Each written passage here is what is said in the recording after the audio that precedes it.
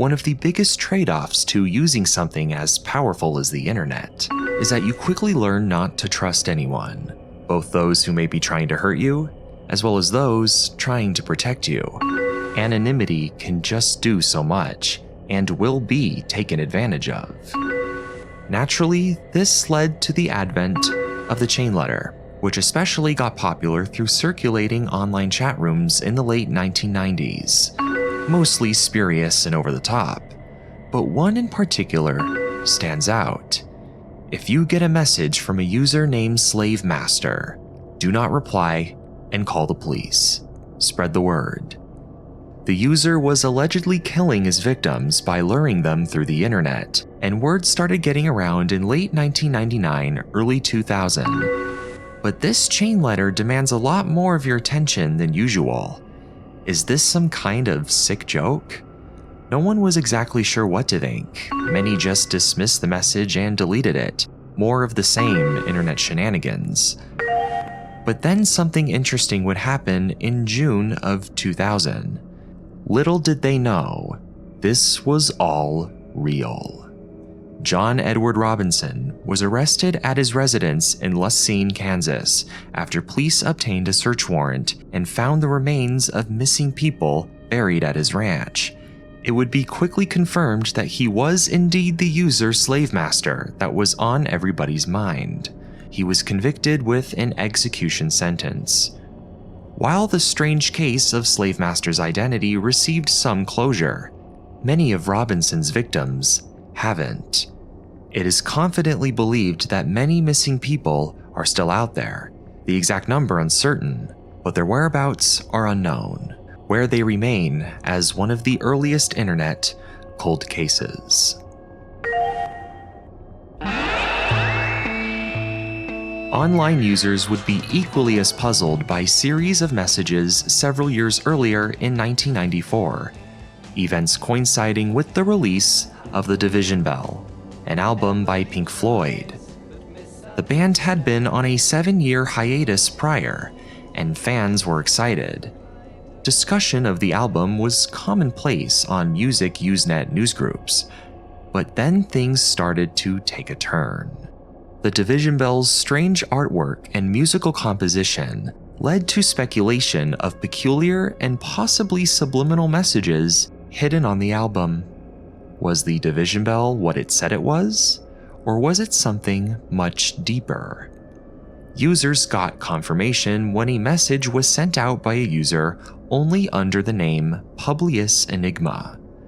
The start of the message reads as follows: "My friends, you have heard the message Pink Floyd has delivered, but have you listened?" The message goes on to discuss these puzzles tied to the album, encouraging users to work together to solve them, and that the winner gets a grand prize. Even back then, people were well aware of the flaws of online anonymity and asked for verification that Publius was in fact who they said they were. A new message from Publius followed, pinpointing the date and location of an upcoming Pink Floyd concert, telling users that at precisely 10:30 p.m. during the concert to look at the flashing white lights. Sure enough, during this concert, the words Enigma Publius were broadcasted in the lights. Now that users were given assurance that there really was something here, they began working to try and solve these puzzles. But just 2 years later, the Usenet site would be shut down, and no more official leads to solving the problem or finding out Publius's identity would surface, and Publius themselves would never be heard from again. Both David Gilmour and Storm Thorgerson have denied any involvement, while Nick Mason claimed that it was a marketing campaign started by EMI Records. A claim like this would not be too far-fetched. Pink Floyd has been known to hide clues and secret messages throughout their music and album covers, and the words Publius Enigma can even be found on the DVD booklet of their album, A Momentary Lapse of Reason. It is also believed that Pink Floyd themselves are responsible for the famous Dark Side of the Rainbow theory, which also originated online on a Pink Floyd newsgroup. Regardless of who exactly Publius Enigma was, the puzzle has never been solved. Even today, people are still not sure if a puzzle even existed in the first place, or if it was just a PR stunt. But with no more follow-ups from Publius, the internet may never know. If you'd like to make a call, please hang up and try again. If you need help, hang up and then dial your operator. A handful of Toronto residents growing up in the early 90s remember calling one of the strangest and most confusing phone numbers at the time, 1-800-GOLF-TIP.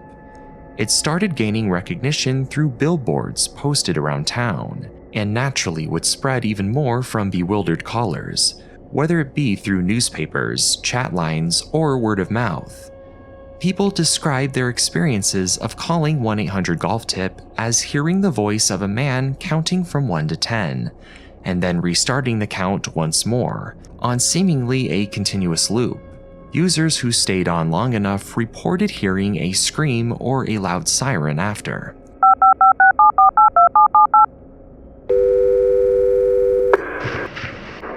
One, 2, 3, 4, 5, 6, 7, 8, 9, 10.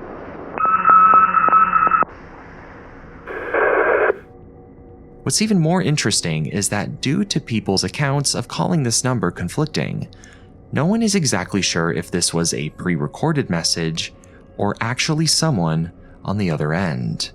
Some users report hearing the man take a breath after the number 5, while others say it was after the number 6 or 7. 1-800-GOLF-TIP was becoming quite well known throughout Canada, and it wasn't uncommon for teenagers to call the number as a practical joke. But even then and now, no one has been able to figure out what the number's purpose was, who created it, or why. There has been some speculation that it was an early form of user profile building for advertisers, an easy way for a company to accrue a large amount of phone numbers to put on a database. What golfing has got to do with it is unknown, further adding to the hotline's mystique. Even long after the number's dissolution, 1-800-GOLF-TIP has lived rent-free in the heads of many of its callers, with online message boards discussing it dating as far back as the early 2000s, and with the very little information that we have left, we may just never know for certain what exactly was happening on the other end of the line. Just as the Publius Enigma craze was starting to die down, Usenet was becoming home to another strange online phenomenon. We are talking about Markovian Parallax Denigrate. Users casually navigating some Usenet message boards in late 1996 were confronted with hundreds of very strange and seemingly nonsensical messages, all with this phrase as the subject line. Due to many people dismissing it as just pure nonsense, many of the messages were deleted and are now lost, though at least one archive survives from August 5th. Reading this submission at face value, it looks like none other than a series of random words put together, but many have speculated that there might actually be a pattern here. The messages also came from multiple accounts, and in one case, all of them were submitted at precisely midnight, suggesting that these were likely automated by some programmer. Theories regarding these messages have since emerged. One suggests that these submissions might have worked as an online version of number stations, radio frequencies which broadcast series of random numbers and words likely to be decrypted by government spies. Another theory proposes that, much like 1-800-GOLF-TIP, this was an early form of attracting human engagement. Many online bots use something called a Markov chain, which bears close relation to the title of the subject. But that's just it. Only theories exist, and no one has ever been able to solve these messages, if they are even solvable at all.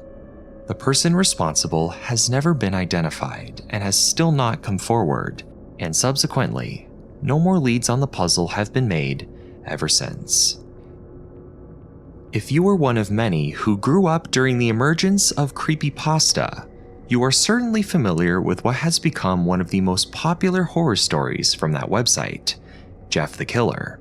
a story directly associated with this image. But what you probably didn't know is that the image came first. Not only has it existed long before the original Jeff the Killer story, but the image itself may date as far back as the early 2000s, and its origins are unknown. Many inquisitive online users have tried to go back and find where the image came from. As you would expect, several theories exist, but nothing that holds any confirmation. The earliest form of the image on YouTube dates to August of 2007, where it was featured in a Japanese horror video, but the image goes back even further.